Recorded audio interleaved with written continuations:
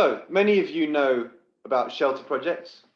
We have edition after edition after edition. Now we're up to 250 case studies and growing. Case studies of what makes a good shelter response.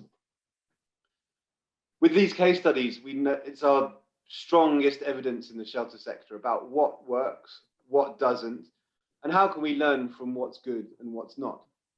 Here we have a very simple shelter. Is this a good shelter or not?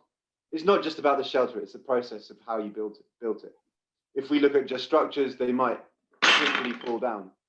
What we're more interested in is the process behind shelter programming and what works and what doesn't in both the short term and the long term. In this session, we'll be talking about these issues. I'll pass over now to Charles for more.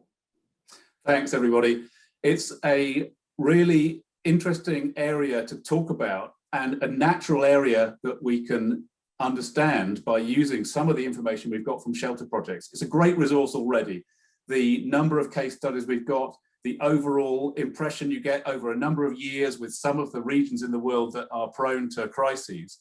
But what we're lacking in this is a look back over a longer period to find out more about outcomes, more about impacts, and that's what we want to discuss in this session. We hope to be able to do something with this which will increase the evidence that we have around shelter and what works in shelter. We want this to be able to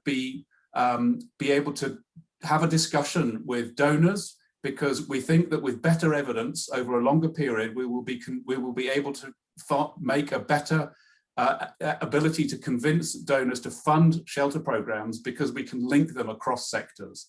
And that's what we want to find out. So we're inviting you to this session to come and help us with thinking about how we gather information of the long-term impacts and outcomes of shelter programs, what we need to measure, who does it, and how we can best and most cost-effectively gather the information from the countries that we're interested in and from the types of disaster that we're interested in.